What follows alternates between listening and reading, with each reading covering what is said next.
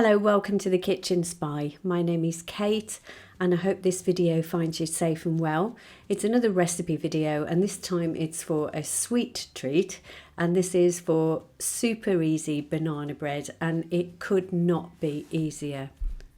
It's simple, and I'm making this as a gluten-free banana loaf, but you can absolutely make this with ordinary flour and just make it non-gluten free. Just replace the gluten-free flour with ordinary flour. So yeah, it is very simple and it is really nice to have as a sweet treat, and we tend to have it sliced and with some butter on it, and it is just really gorgeous and has kind of quite a deep taste to it because of the brown sugar that's in there. But let's have a look at the ingredients that we need to make it, and then we'll go through the method as well. Okay, so in terms of ingredients, the things you're going to need are here, and as you can see there are not that many ingredients at all, so we'll have a look at them now. So in terms of flour, I am using gluten-free flour. So I'm using here 200 grams of Dove's self-raising gluten-free flour. I've got 2 medium bananas. Then I have got 100 grams of soft margarine, and I'm using Stork, which is really good for baking. Then I've got 150 grams of muscovado sugar, and I'm using the dark muscovado sugar, but the light will be absolutely fine. And then here I've got half a teaspoon of xanthan gum because I am doing a gluten-free version, and also a teaspoon of bicarb of soda. And I'll just show you the xanthan gum that I use. So I was buying the Dove's xanthan gum, but actually now I've started to buy it from an online shop, and I buy it in bigger quantities because I use quite a lot of it and it's cheaper that way. And then I've got 2 large eggs, which I've just broken into a pot here. And then for the topping, I'm going to use 25 grams of pumpkin seeds, 25 grams of sunflower seeds, and 1 tablespoon of demerara sugar, and that just gets sprinkled on at the end, as we will see. So when I say this is easy, it is really, really easy. So what I've got here is my stand mixer, which is a Kenwood mixer, but obviously any brand will do. And if you haven't got a stand mixer, then you can use an electric handheld whisk. And if you haven't got one of them and you are strong enough, you could probably use a manual whisk. But it is really as simple as just throwing all of the ingredients except the topping ingredients into the bowl all at once. It just makes it so quick and really easy to knock up a batch of this cake. And in fact, cleaning the bowl and things takes longer than actually making the batter itself.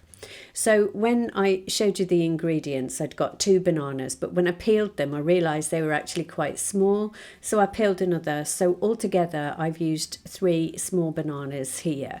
So I'm just breaking them up to pop into the mixer. And if I was going to be using perhaps a hand whisk or maybe even an electric handheld whisk, I probably would mash the banana first. But as it is, I'm just adding everything together, and then I just need to put the mixer down and just mix that for as long as it takes for it all to come together, to look quite pale, and make sure as many of the banana lumps are gone as possible. And that is just the work of moments. And if you've got a stand mixer, it's not even your work, it's the mixer's work. So while that's doing its work, I would just like to ask really, obviously I tend to do savoury stuff more than sweet stuff, so would you guys like to see more recipes, more cake recipes or more pudding recipes or whatever? If you would, please let me know in the comments box, because obviously I want to do stuff that people want to see. And I actually do bake pretty much every week, but I don't film it because we tend to have the same things over and over again because I'm just kind of used to them. So I'd be happy to try various various different things if anyone's got any special requests that they've got. So yeah, please let me know, sweet or savoury or a combination of both. I mean, my personal taste is that I'm a kind of savoury cook more than a baker, but I do enjoy baking, and especially because I make gluten-free cakes for my husband, it means that he can have some really good stuff quite cheaply, and also we know what's gone into it. So yeah, let me know what you think. If you want any sweet recipes, just let me know in the comments and we'll see where we go from there. And if you haven't got a gluten-free version of it, I'm quite happy to try and make one. Thanks very much. Anyway, let's carry on with this recipe.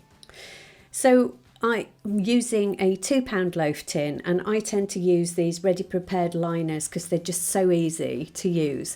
The only irritating thing about them is that they come away from the side of the tin, and sometimes it's awkward to fill the case. So what I tend to do is just put a little spray of oil around the loaf tin, and then when I put the liner in, I just push it back against the sides of the tin like I'm doing here, and that just kind of holds it back enough so that when you pour the mix in, you're not kind of getting it all glooped down the side or whatever. I mean, that does happen occasionally, but you know, it's just easier this way.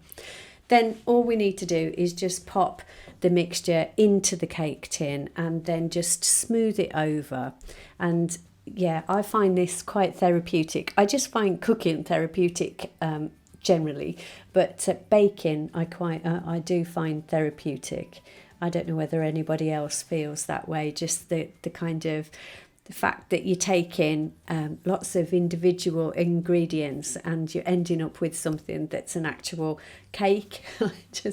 It never ceases to amaze me, the miracle of baking. Anyway, I'm waffling, but just make sure that you get as much of that precious cake batter into the tin as you can. So you need to preheat your oven to 180 degrees C, which is 160 fan, gas mark 4 or 350 F. So just preheat your oven, and then once you've actually got all of the batter into the tin and just smoothed it over a little bit, then we just need to go on with the toppings. So as I said, the toppings that we used earlier, they were sunflower seeds and pumpkin seeds and a tablespoon of demerara sugar, and you just need to mix that all together and just sprinkle that across the loaf. Now this does actually seem like quite a lot of seeds, and if you're not into seeds that much, you can miss them off altogether, but I would, if you're missing the seeds off and you don't want to use them, I'd still use the demerara sugar because it does give the top of the cake a real nice crunch. So just make sure that you're sprinkling the seeds all over the top and that you're being as even with it as you possibly can, and making sure that the whole top is covered in them, because to me this is the best bit. The top is a kind of sweet crunchy layer, and it's got the seeds in it, and you want to make sure that everybody who has a slice has as much of the seeds as everyone else. Anyway, so once you've done that, we just need to pop that into the preheated oven for about 40 minutes. Then when it's ready out of the oven, just check it a few times. This was the second time I checked this, actually, in all fairness, and I think this took about 45 minutes all told, but you know your oven best. So just check it with a cake tester or a skewer, just to make sure that it's not too wet inside. But please remember, you've got banana in there, so it's not going to come out completely dry. So make sure you don't overbake it. So once you've got it, leave it in the tin for a short while, maybe 10 minutes. And then after 10 minutes, take it out of the tin. I always find this really awkward because I'm using these ready-made tin liners, and they haven't got a lot of excess at the top. Whereas I think if I was lining it myself, I would have left more of a lip. Anyway, eventually it comes out of the tin, and then all you need to do is open the liner, the tin liner, and just leave it then just to get completely cool. It's really hard not to get stuck in at the moment because it smells absolutely delicious. Like I said earlier, I'm not a great kind of sweet tooth, although at the moment I am enjoying obviously tunnocks all the time, but I don't, I would choose savoury over sweet most of the time, but this is lovely because it's almost like a combination of both. It's not too sweet, but it is sweet enough to know that you've had a treat. So then I'm just cutting this just to show you the inside of the cake, so you can see that it's quite moist, and even for a gluten-free cake it's holding together really well, because gluten-free cakes have a tendency to crumble. But I think the fact that this has got banana in it, and also of course the xanthan gum, just stops that from happening. So this entire cake comes in at 2,395 calories, but I suspect you're not going to eat the entire cake. So I've kind of worked out that you get 10 slices from this, which would be 239 calories per slice, which I think is actually a really acceptable amount for a lovely, lovely homemade cake treat. And this keeps well as well, so after a few days it'll still be lovely to eat. And as I said, I think at the beginning we tend to eat it with some butter on it, but it's equally as nice without. So I will leave the ingredients for the cake down below, and if you do give it a go, please let me know how you get on. I hope you like it. And like I say, you can do this as a gluten-free cake, or you can do it as just an ordinary cake with ordinary flour. But either way, please let me know how you get on. I'll also leave a link to my recipe playlists, and also my meals of the week playlists, and also my shopping hauls, just in case you're interested in any of that. And if you are a subscriber, thank you so much for your support. I really appreciate it. And if you're not, there's a subscribe button coming up soon. And if you're interested, then of course press that button, and if you're not, thanks anyway for watching. So I'll see you all on the next one, which will be meals of the week on Wednesday. I look forward to seeing you then. So take care, stay safe until then. Thanks so much for watching. Bye bye.